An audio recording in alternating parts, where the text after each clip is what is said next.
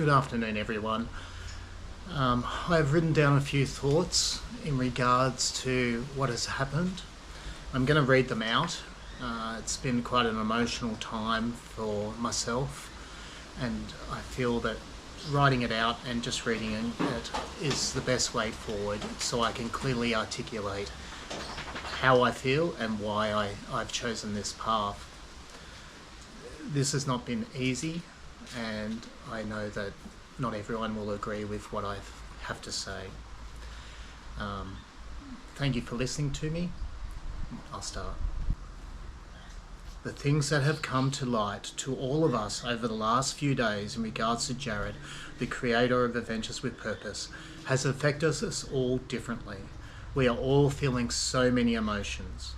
I personally have a number of health issues and find it very hard to share, and it has taken a huge toll on me. I've just completed a month's time with both teams in the USA.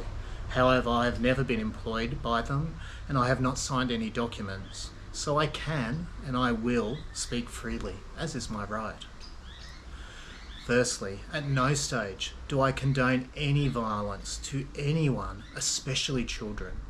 All violence is repugnant with sexual, physical and psychological offences that must not be condoned. I have served for years as a youth officer, dealing specifically with youth crime and dealing with victims of these crimes, where young persons are often victims and offenders. I come from a legal background, so my experience and opinions, whilst my own, reflect what I have been taught.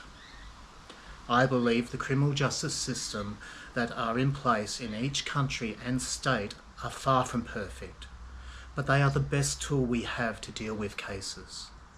Facts are important and help to separate the emotions of betrayal, disappointment, anger and disgust, especially when dealing with horrendous crimes involving children. This is a very complex system that has been created to act as fairly and in balance as possible. For this reason, I have attempted to remain distant from these proceedings, not wishing to the outcome to be unfairly affected by my statement. The outpouring of opinions on social media has caused me to remain silent no more. I ask you to please listen to all I say before dismissing my opinion. Once that is done, I realise that many of you will not be able to accept this, nor support me further. I am truly sorry for this, but I will continue in my spare time and in my workplace to help others with my whole heart and my head held high and my conscience clear. So why do I support Jared, creator of Adventures of Purpose, even when it appears most have abandoned him? I wanted to articulate what and why I feel over the last few days after allegations and subsequent legal action against Jared has occurred. From a perspective of victims, a victim of child indecent or sexual assault, and any sexual assault is a victim, no matter the other party's mens rea, which means the knowledge of an offence. There can be a pattern of cycle of abuse in some children and young persons. All victims require understanding, care, empowerment and counselling. Forgive me for being so direct in this current explanation, but it is critical in the understanding. The difference between indecent and sexual touching and sexual assault. While this is an oversimplified description, sexual assault relates to penetration, where indecent assault and sexual touching relate to crimes external to them. My understanding of the charges relate to a historical indecent assault, where a 7 to 13-year-old Jared indecently assaulted his younger female cousin, not as reported as 17 years of age. But this will be discussed at length during the court proceeding. This is backed by his sister, claiming a similar assault on her. However, I am unaware if this allegation has been included in the current charges, but is during these same time frames. With my work, I have been exposed to countless incidents of indecent assault, sexual and child sexual assault cases. All are heartbreaking and have long-lasting ramifications for everyone involved, including those who investigate it. This has created a hardness and a lack of tolerance of these crimes by myself. So what I say is not taken lightly. However, each incident is often complicated and the full truth is often not heard or even reported, and that's for many reasons. Dolly Incapax and mens rea. Any offence committed by a juvenile has to be satisfied that the young person is fully aware that what has been committed is wrong. This can be very problematic when dealing with juvenile sexual and indecent assaults. The age for legally no understanding of right or wrong is 10 years old. Between the age of 10 and 18, it has to be proven beyond a reasonable doubt that the young person knew what was done was wrong.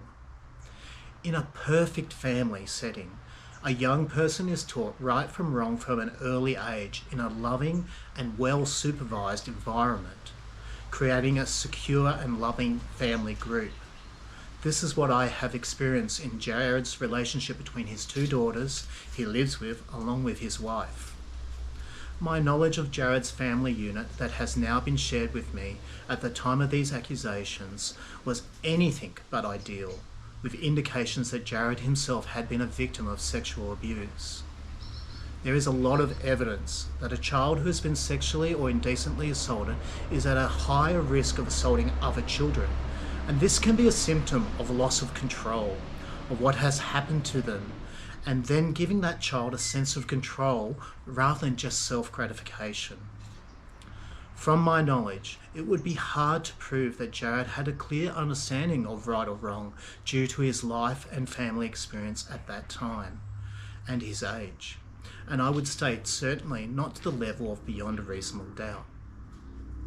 Personally, I can only give my opinion through my experience. Over the last 4 years, I have only known his actions to be one of integrity. I have not known him to be dishonest, nor has put himself on a pedestal. Others have done that. But he has appeared to act humbly, putting the search of missing persons, providing answers for hurt, frustrated and desperate families and friends. I've only experienced Jared's generosity. I've experienced Jared's personal drive and passion for his creation, with a high expectation of those around him, with those not meeting this, no longer sharing in this outreach. He has treated his business as a business, to allow security for his family, along with providing funding to serve the community and families in need, along with supporting a number of his staff. I'm a Christian, and my Christian perspective is this: sin is sin, whether stealing, slander, murder, sexual, indecent assault, and the list goes on. Without Christ, everyone is dead in their sins, even if they think they are a good person or live a good life. All sin is forgivable though, if the person trusts in the hope of Christ. It's as simple as that. Then the journey really starts. My final thoughts. This has been a heartbreaking time for me personally, to see a friend and his dear family suffer, to see a public act in a way so unforgiving without acknowledgement of their own desperate state, and being so quick to pick up stones to throw, to see friends separate, and to see a great cause and service destroyed. No matter how everyone else feels, or the result of the court matters, these are my thoughts and my beliefs. Thank you for your time, Dan.